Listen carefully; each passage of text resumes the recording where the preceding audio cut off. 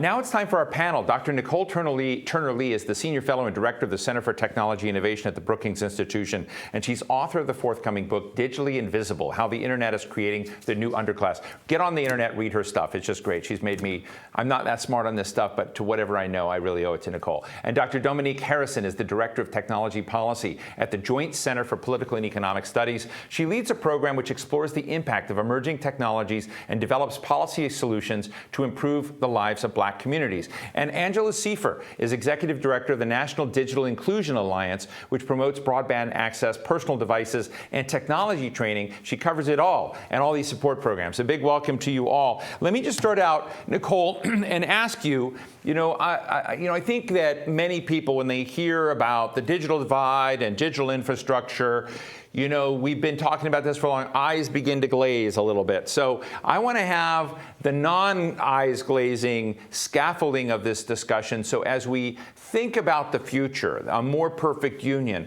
of what we can get traction. I know we're not at 0, but we're also not at 10. What can we really emphasize and get right as we think about an inclusive, a healthier digital connected economy and citizenry?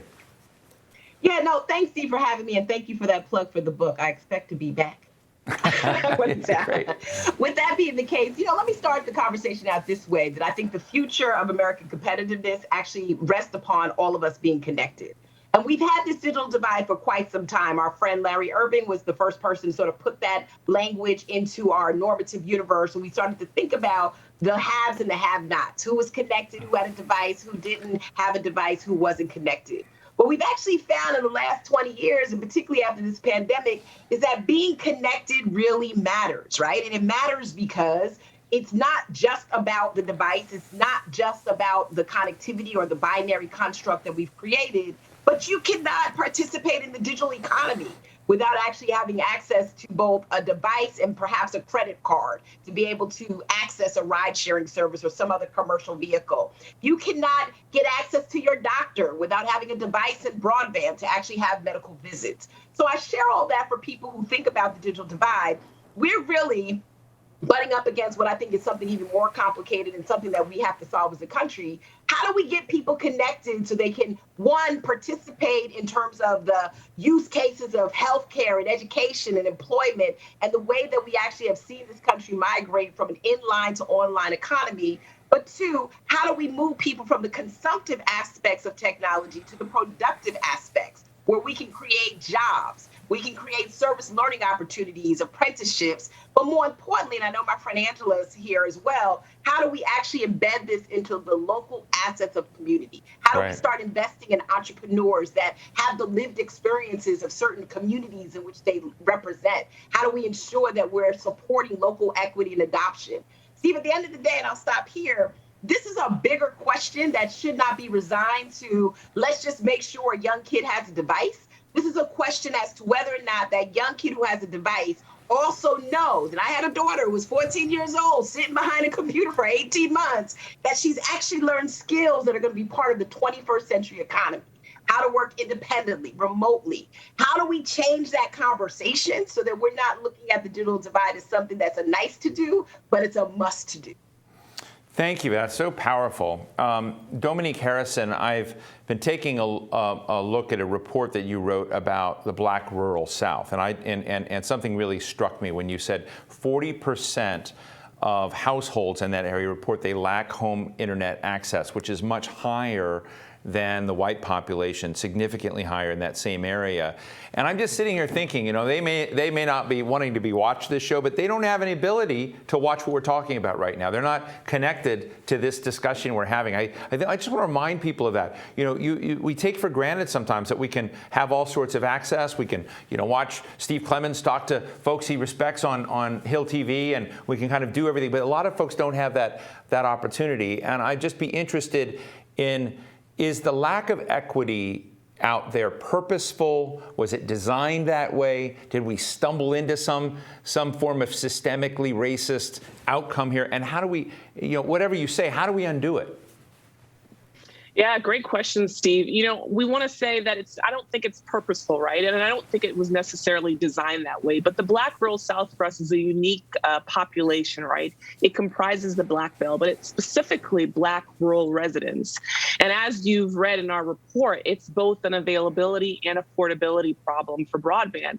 But this reflects the kind of other structural systemic issues that are faced by African Americans in that community as it relates to job access, the lack of hospitals, and inadequate education for residents in those communities. So in order to address some of these problems, we really do need systemic policy changes that address racial disparities, digital inequality, and broadband connectivity. I mean, much of what we learned as we learned around the world in terms of lack of access to broadband is that the pandemic put a spotlight on digital equity. And our national conversation must be concerned with and really grapple with those who lack the option to subscribe to broadband or simply cannot afford it. And while our research shows that 38% of African American residents in the Black rural South lack home internet access, there are about 1 in 4 people who lack the option to subscribe. And so as we think about kind of the health challenges that we may face as the pandemic continues, but also the importance of children and workers being online to do school and work, we need to be focused on those populations that are totally unserved, meaning they have no broadband, or that they have speeds that don't even equate to broadband as defined by the FCC, and ensure that they have the resources and tools to be able to do the activities that all Americans should be able to do. Well, thank you for that. Angela Siefer, I think it's no news to the audience. We had a little chat before with, a broad range of thought leaders and activists and agents in this conversation. I don't know if you heard my conversation with Congressman Peter Welch, but it came right to something you shared with me, which is, he said, we get everything right in the infrastructure package. We get to 7 out of 10 that really everything else is local. And I'd love for you to share that perspective on how we get the equation right so that we get to digital inclusivity that's real and we can shelve this topic. We will have solved the problem. I feel like I need to say we may never solve the problem, right? Okay. We're always going to have a new digital divide. The reason we're always going to have a new digital divide is because we're always going to create new technology, right? So but that's like, we want new technology, we want the next new thing, and that's awesome, and that's great for everybody, for the economy particularly. But then it's thinking systemically about how we always consider who's not part of that, and how do we wrap that in. And I think the comments already are really relevant to think about poverty, systemic racism, what has all led to all of the inequities that we have now. And digital is one piece that threads through so much of that. And so if we're going to address those inequities, we have to do it at the local level. We have to do it where there's trusted intermediaries. So community-based organizations, libraries, housing authorities, the folks that already have relationships with someone who's like, look, I've been scammed way too many times, so do not try that on me, right? So who is trusted by the populations that have experienced poverty where it's really worn them down, right? So how do we lift them up using technology as a tool to help them do whatever it is that they need to do? I think that trust factor is super important, and we can't dismiss it, right? We can't just be like, well, throw a bunch of internet out there, give everybody a couple hotspots or some computers, and the problem is solved. Because that human element is really important. The human element of the digital literacy, the human element of convincing people that this is really a good idea and it's not a scam. Those are all people jobs. So that people part is a little costly. And so as we're talking about how much money, we got to wrap in that people cost. Well, I appreciate that. Let me ask you a question, both Nicole and Dominique. As I mentioned to the Congressman, Jessica Rosenworcel, whom I've interviewed many, many times here on our program, has now been announced as the president's nominee to chair the FCC, not acting, but real. And Gigi Sohn from Public Knowledge has also been nominated to serve on the board of the FCC. I'd be interested in, what you think, that means by way of, if people mean policy, what does that mean? And then secondly, a topic that came earlier is when we look at that infrastructure bill and you look at the amount of money in it, do we have any certainty that that money is going to chug through to the right places, as Angela just said that we needed to do? I'm just interested to know both about infrastructure and what these new talented folks in the FCC mean. Nicole.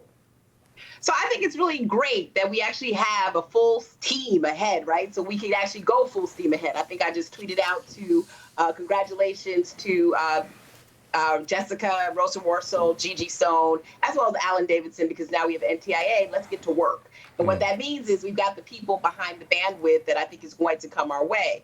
The challenge is going ahead is that if we can actually continue to stay on this creative path. We've gone through 18 months of a national experiment of what actually is associated with people not being connected.